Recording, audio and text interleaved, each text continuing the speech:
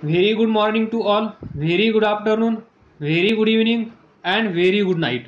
In this lecture we will discuss capacitor म्हणजे काय आणि कपॅसिटन्स म्हणजे काय. तर पहा, आपल्या घरी जो सीलिंग फॅन आहे त्या फॅनमध्ये तुम्हाला हा कपॅसिटर पाहायला भेटेल. त्यालाच आपण काही वर्षापूर्वी कंडेन्सर या नावाने ओळखत होतो.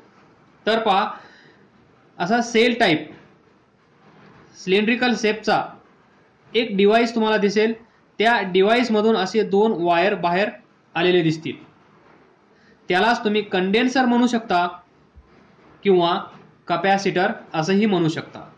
तर पहा, हा सेल म्हणजेच हा डिव्हाइस म्हणजेच हा कंडेन्सर म्हणजेच हा कपॅसिटर. तर इथे पहा, हा डिव्हाइस म्हणजेच कपॅसिटर कसा असतो. या कपॅसिटरमध्ये दोन प्लेट्स असतात, प्लेट नंबर 1 आणि प्लेट नंबर 2. या दोन प्लेटपैकी एक प्लेटला पॉझिटिव्ह चार्ज असतो, दुसऱ्या प्लेटला निगेटिव्ह चार्ज असतो. अशा प्रकारे हा डिव्हाइस तयार केला जातो. तर इथे पहा, ॲक्च्युअली दाखवण्याचा प्रयत्न केला आहे. हा जो सिलेंड्रिकल शेप आहे, सिलेंड्रिकल डिव्हाइस, त्यालाच आपण कंडेन्सर म्हणू शकतो. तर त्यापैकी एक प्लेट पॉझिटिव्हली चार्ज आहे, दुसरी प्लेट निगेटिव्हली चार्ज आहे.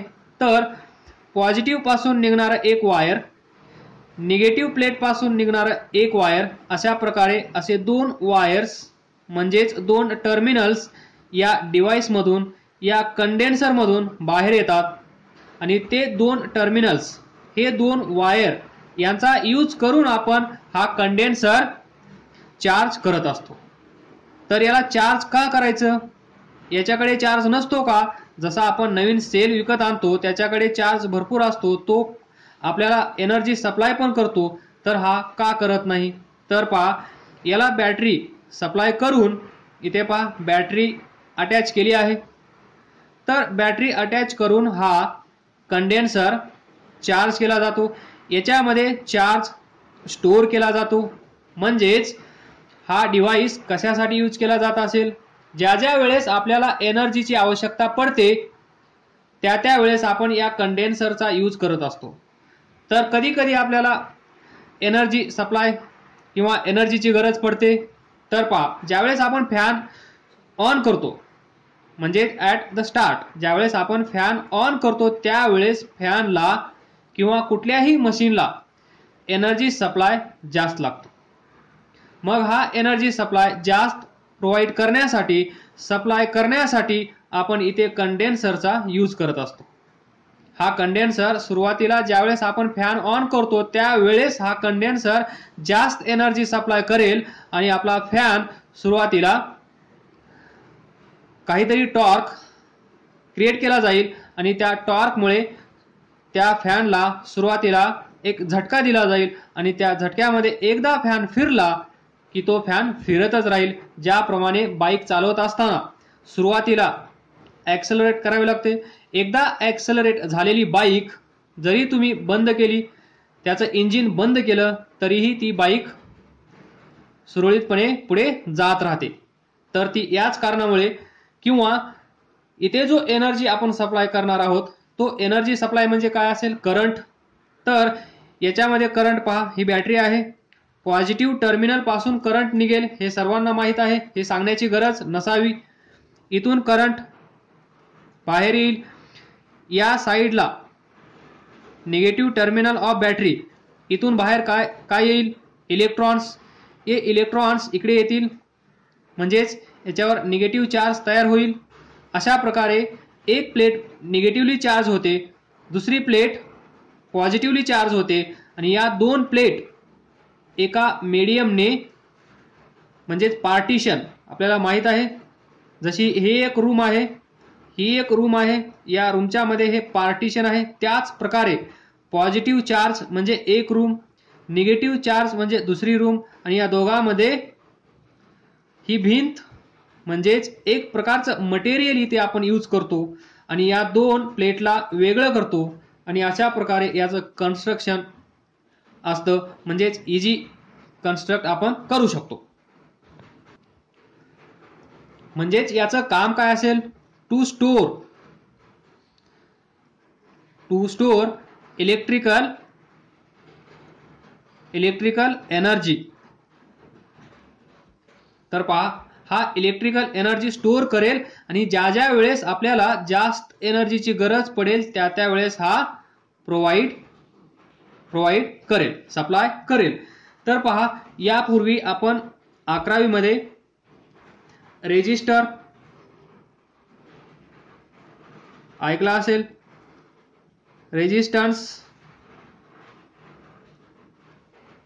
रेजिस्टर, कंडक्टन्स हे आपण पाहिलं आहे. तर पहा हा कसा असतो सर्वांना माहित आहे. इथून करंट येईल, हा करंट याच्यातून पास होईल, या साईडला पण येईल, पण तुम्हाला माहित आहे हा पॉइंट ए असेल, हा पॉइंट बी असेल. तर potential difference between point A and B is given by याच्यातून जाणारा करंट आणि याचा असलेला रेजिस्टन्स आर.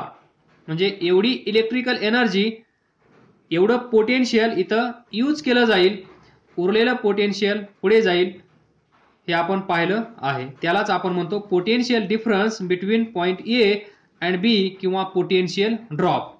कारण एवढा करंट इथे फ्लो होत असेल, या रेजिस्टरचा रेजिस्टन्स आर असेल, तर हा प्रोडक्ट म्हणजेच पोटेन्शियल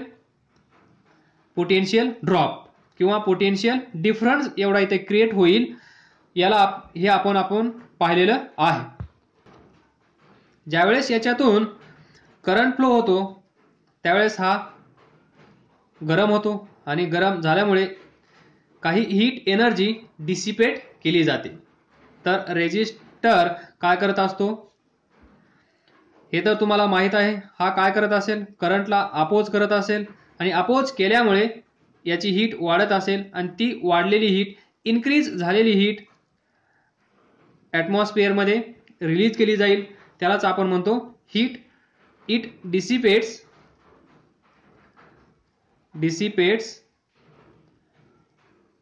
हीट. पण हा इलेक्ट्रिकल एनर्जी स्टोअर करू शकत नाही. मग आपल्याला गरज पडली ती इलेक्ट्रिकल एनर्जी स्टोअर करण्याची, आणि तीच एनर्जी, इलेक्ट्रिकल एनर्जी स्टोअर करण्यासाठी आपण याचा शोध लावला. त्यालाच आपण म्हणतो कंडेन्सर. त्याचं नाव म्हणजे जास्त वेळेस तुम्ही 99% कॅपॅसिटर या नावाने ओळखणार. खूप वर्षापूर्वी यालाच कंडेन्सर असं म्हटलं जायचं. तर पहा याची अरेंजमेंट तुम्हाला कळली, याचं काम तुम्हाला कळलं, याची गरज काय आहे हे पण आपल्याला कळलं. तर पहा इथे हा चार्ज असेल प्लस क्यू. तर हा चार्ज काय करत असतो, ॲट डिस्टन्स आर या पॉइंटला काय करतो, पोटेन्शियल, हा पॉइंट ए असेल तर हा चार्ज या पॉइंटला काय करतो, पोटेन्शियल क्रिएट करतो, पोटेन्शियल प्रोड्यूस करतो. आणि ते पोटेन्शियल आपण कोणत्या फॉर्म्युल्याने फाइंड करतो, 4πε0 हा charge plus Q divided by हे डिस्टन्स आर. जर हा चार्ज निगेटिव्ह असेल म्हणजेच मायनस क्यू, तर हा चार्ज इथे काय करेल, at distance r point a, potential at point a is given by 1/4πε0 minus q divided by r. इथे पहा प्लस मायनस म्हणजे positive charge positive potential produce करेल, negative charge negative potential produce करेल, हे आपण पाहिलं आहे. तर इथे पहा from this VA directly proportional to charge. इथे पहा VA directly proportional to charge म्हणजे हा चार्ज जेवढा जास्त असेल तेवढं पोटेन्शियल जास्त असेल की नाही. म्हणजेच इथे एक टायगर असेल तर आपण किती घाबरणार, इमॅजिन करा. 2 टायगर असतील तर आपण किती घाबरणार, इमॅजिन करा. 10 टायगर असतील तर आपण किती घाबरणार, इमॅजिन करा.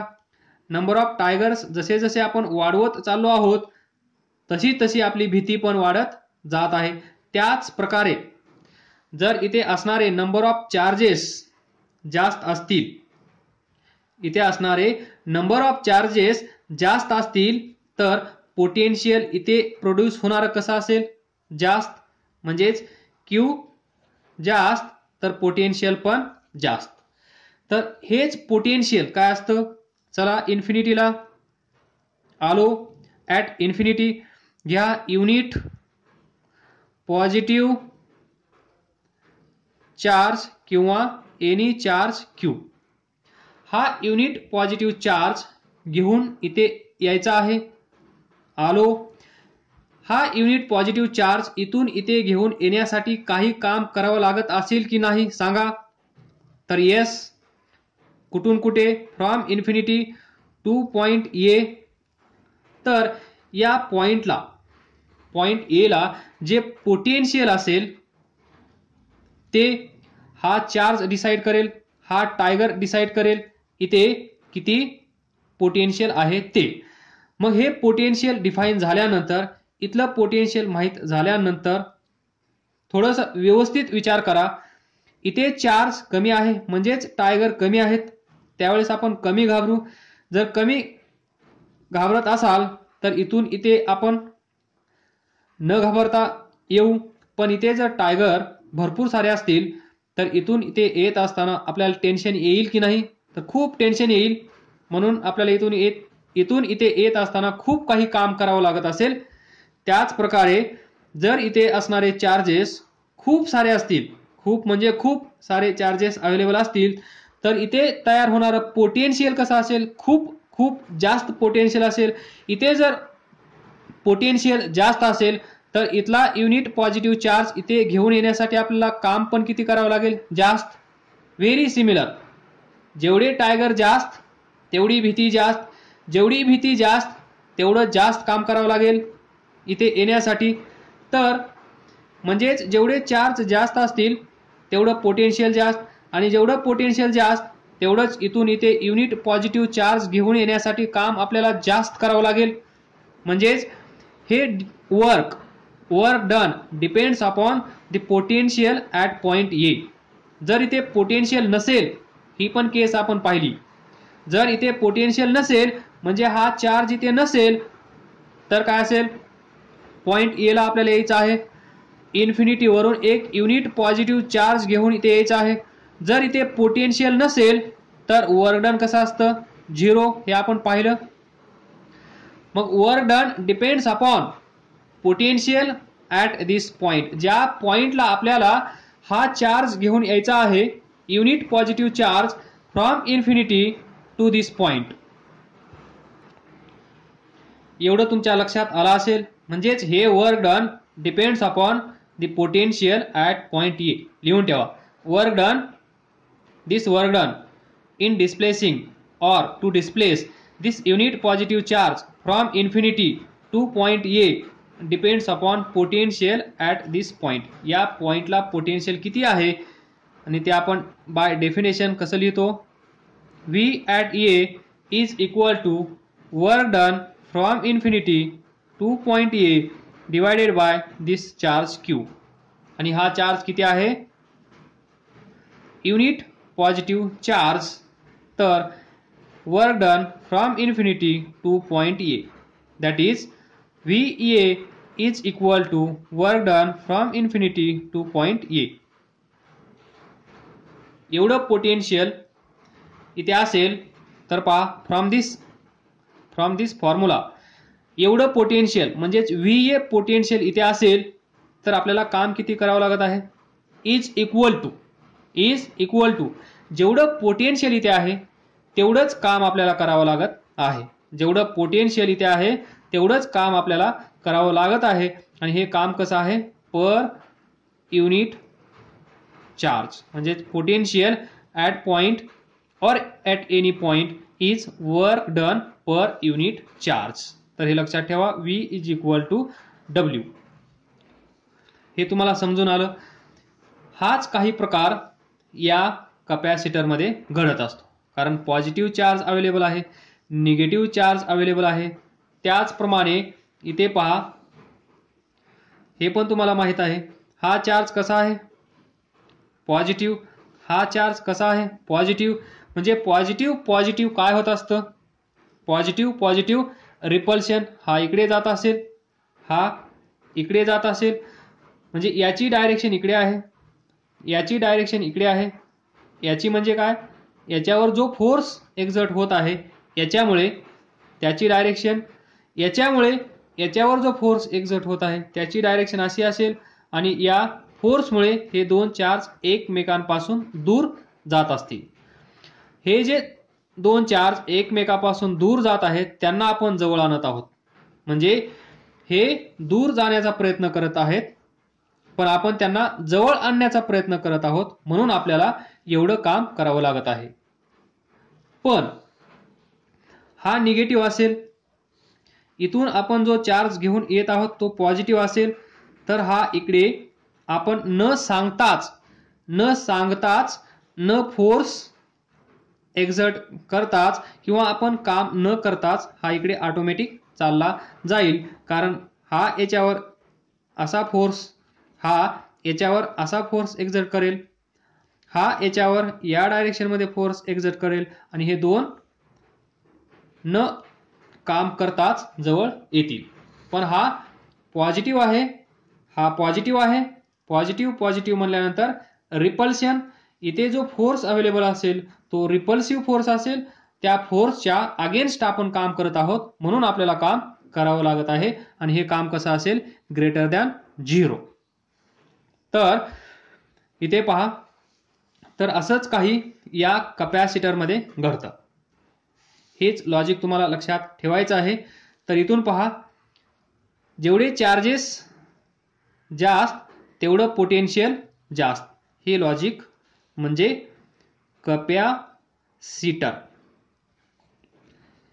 कपॅसिटर समजावून सांगण्यासाठी कपॅसिटरचं बेसिक प्रिन्सिपल काय आहे हे तुम्हाला माहीत करून देण्यासाठी ही सिच्युएशन आपण डिस्क्राइब केली, एक्सप्लेन केली, आणि हेच म्हणजे हे. तर पहा, जेवढे चार्ज जास्त, क्यू जास्त तेवढं पोटेन्शियल जास्त. म्हणजे इथून आपण असं लिहू शकतो, charge is directly proportional to potential. जेवढे चार्ज जास्त तेवढं पोटेन्शियल जास्त, म्हणजेच charge is directly proportional to potential. हे सांगण्यासाठी हे आपण एक्सप्लेन केलं. तर पहा याच्यामध्ये, तर पहा एक पॉझिटिव्ह प्लेट असेल, पॉझिटिव्ह प्लेट म्हणजे ज्याच्यावर प्लस क्यू चार्ज असेल. दुसरी एक प्लेट असेल त्याच्यावर निगेटिव्ह चार्ज असेल, त्याला आपण असं लिहितो मायनस क्यू. तर या प्लेटचं पोटेन्शियल V1, या प्लेटचं पोटेन्शियल V2. तर पोटेन्शियल डिफरन्स किती असेल मग, potential difference plate number 1 plate number 2, तर potential difference between plate 1 and 2 is V1 minus V2. This is potential difference between these two plates. तर इथे पहा, चार्ज याच्यावर प्लस क्यू चार्ज आहे, याच्यावर मायनस क्यू चार्ज आहे.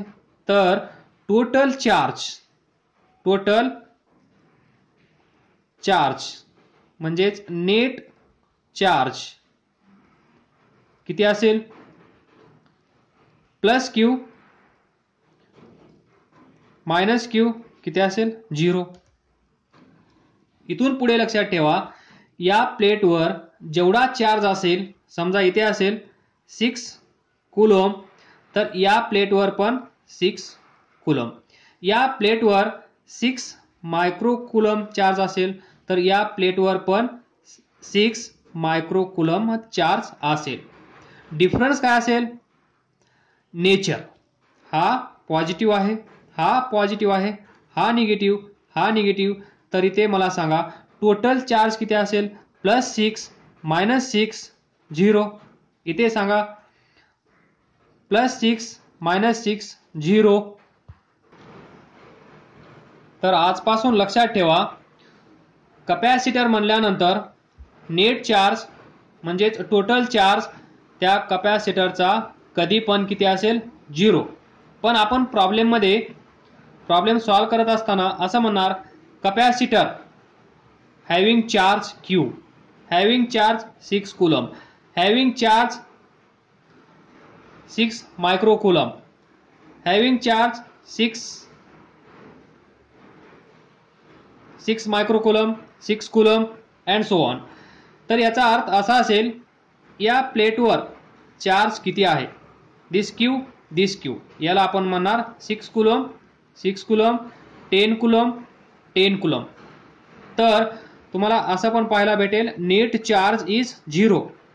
तर मग आपण कसं काय असं म्हणू शकतो या कपॅसिटरवर या कंडेन्सरचा चार्ज किती आहे, तर 1000 कूलम, 1000 मायक्रोकूलम. तर हा चार्ज म्हणजे कोणता असेल, याच्यावरचा हा क्यू चार्ज, एका प्लेटवर असणारा क्यू चार्ज, याला आपण म्हणणार दिस कपॅसिटर. समजा हा कपॅसिटर आहे, या कपॅसिटरचा चार्ज किती आहे, या कपॅसिटरचा चार्ज किती आहे क्यू. मग तो कसा असेल, या प्लेटवर प्लस क्यू, या प्लेटवर मायनस क्यू, आणि या दोघांमध्ये असेल दुरी, पार्टिशन. आणि या पार्टिशनसाठी जे मटेरियल लागणार आहे त्याच्यावर आपण वेगळं डिस्कशन करणार आहोत. तर ते डिस्कशन याच्यामध्ये आपण नको डिस्कस करायला. तर पहा ते असेल डाय इलेक्ट्रिक मटेरियल, म्हणजेच नॉन कंडक्टिंग मटेरियल, म्हणजेच इन्सुलेटर.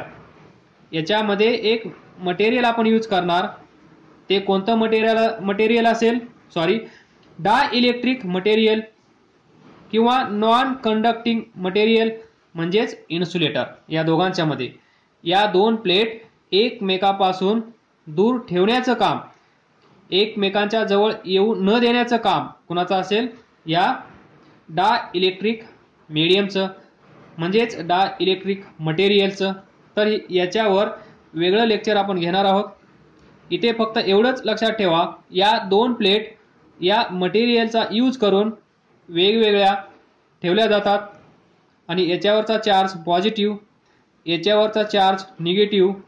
आणि डाय इलेक्ट्रिक मटेरियल लक्षात ठेवण्यासाठी नॉन कंडक्टिंग मटेरियल म्हणजेच इन्सुलेटर. तर पहा, हा तुम्ही तुमच्या घरी फॅनच्या वर जाऊन पहा, असा दिसेल तुम्हाला. Now we will define the capacitance of capacitor. तर पहा, ही प्लेट नंबर 1, ही प्लेट नंबर 2, या प्लेट अशा असतात. तर पहा,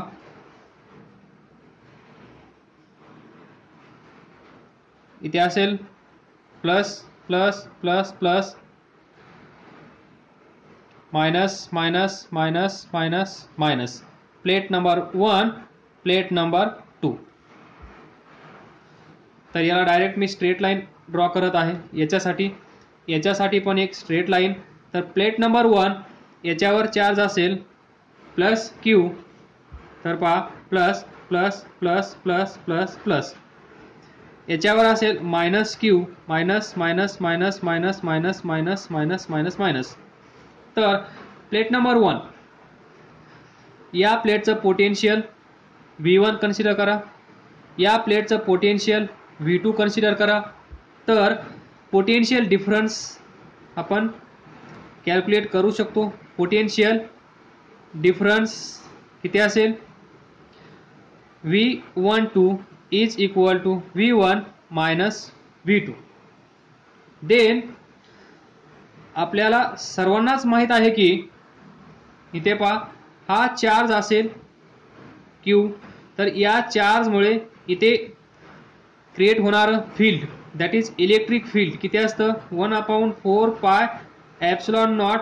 हा चार्ज Q आणि हे डिस्टन्स R, त्याचा स्क्वेअर, E बार, म्हणजेच इलेक्ट्रिक फील्ड. इथे पण पहा, जेवढा चार्ज जास्त असेल तेवढं इलेक्ट्रिक फील्ड काय असेल, जास्त. म्हणून आपण इथे म्हणू शकतो that is electric field E. Electric field E in this region or in between these two plates is directly proportional to charge Q. हे कुठून येत आहे ते लक्षात ठेवा. पहा, हा चार्ज असेल, या चार्जमुळे या पॉइंटला काहीतरी फील्ड तयार होईल आणि हे फील्ड किती असतं 1/4πε0 Q म्हणजे हा चार्ज डिवायडेड बाय हे डिस्टन्स त्याचा स्क्वेअर. इथून तुम्हाला असं दिसून येत आहे की this electric field is directly proportional to charge. म्हणजेच electric field in the region और electric field in between plate number 1 and plate number 2 किंवा बिटवीन दिस टू प्लेट्स, या दोन प्लेटच्या मध्ये असणारं इलेक्ट्रिक फील्ड हे कशावर डिपेंड आहे, is proportional to charge Q. Charge Q पहा इथे चार्ज Q असं आपण म्हणत आहोत, नॉट नेट चार्ज. कारण नेट चार्ज इथे काय असेल 0 plus Q minus Q is equal to 0. हा चार्ज आपण कन्सिडर करत नाहीयेत, हे लक्षात ठेवा.